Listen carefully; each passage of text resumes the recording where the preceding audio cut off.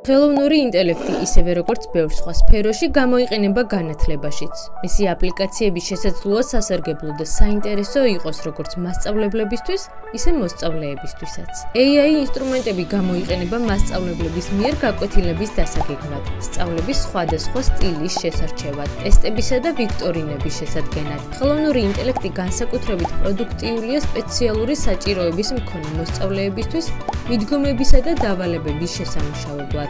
AI აპლიკაციები ასევე ეხმარებიან მასწავლებლებს, რომ უფრო მარტივად შეამოწმონ გაკვეთილების შედეგები. ამჟამინდელ პროგრამებს შეუძლიათ ტესტური დავალებების შეფასებების ავტომატიზაცია, რაც მასწავლებლებს რუტინულ საქმეს თავიდან არიდებს. ახალგაზრდა თაობები კი ყველასთვის ცნობილია, რომ დიდ დროს ატარებენ სმარტფონებთან და კომპიუტერებთან. ხელოვნური ინტელექტის მეშვეობით და სხვადასხვა საიტებისა თუ აპლიკაციების დახმარებით მოსწავლეებს შეუძლიათ სწავლის პროცესი უფრო მარტივი და სახალისო გახადონ. პერსონალიზებული სწავლების AI აპლიკაციები დაგეხმარებიან სასწავლო პროცესის თქვენზე მორგებაში. მაგალითად, თუ თქვენ სწრაფად სწავლობთ გარკვეულ თემას, AI-მ შეიძლება გითხრათ, რომ გადახვიდეთ უფრო რთულ დავალებაზე.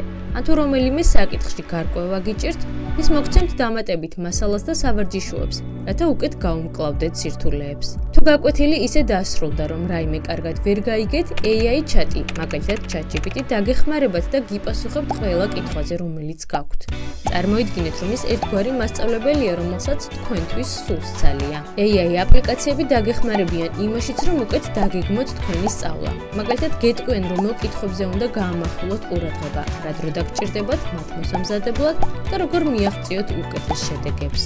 AI მოახერხებს იყოს თქვენი ვირტუალური მეგობარი, რომელიც დაგეხმარებათ მაგალითად გააკეთოთ პრეზენტაციების დიზაინები. მას შეუძლია ტექსტის შინაარსის მიხედვით შესაბამისი დიზაინი შექმნას და თქვენი დრო დაზოგოს. AI-ის გამოყენებით შეიძლება გაკვეთილები გახდეს უფრო ინტერაქციული და საინტერესო, თამაშებით, მულტიმედიით და სიმულაციებით დატვირთული. ასეთი გაკვეთილები ალბათ დამეთანხმებით უფრო დასამახსოვრებელი და ეფექტურია. თუმცა უნდა ვისაუბროთ რისკებზეც და ნეგატიურ მხარეებზეც. ზოგიერთი მოსწავლე ხელოვნურ ინტელექტს მისთვის ბოროტად იყენებს და საქმის გამარტივების ნაცვლად მთლიანად ხელოვნურ ინტელექტს ასრულებინებს დავალებას და ნაწერინებს ესეს, რაც ბუნებრივია უარყოფით და დაისახება ბავშვების განვითარებასა და კრიტიკულ აზროვნებაზე. მიკერძოებული AI ალგორითმების არსებობაც ერთ-ერთ საფრთხეს წარმოადგენს, რადგან ისინი ხშირად აგენერირებენ უკანონო, ყალბ ან შეურაცხმყოფელ შინაარსებს. განათლებაში ხელოვნური ინტელექტის გამოყენების შესაძლო სარგებელზე საუბარი უსაზღვროდ შეიძლება.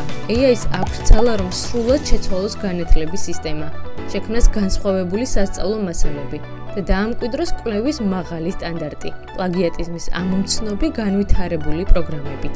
ასევე ხელოვნურ ინტელექტს შეუძლია მიუდგეს ინდივიდუალურად თითოეული მოსწავლის აკადემიურ საჭიროებას, რაც ადამიანური შრომის პირობებში საკმაოდ რთულად შესასრულებელი პრაქტიკაა.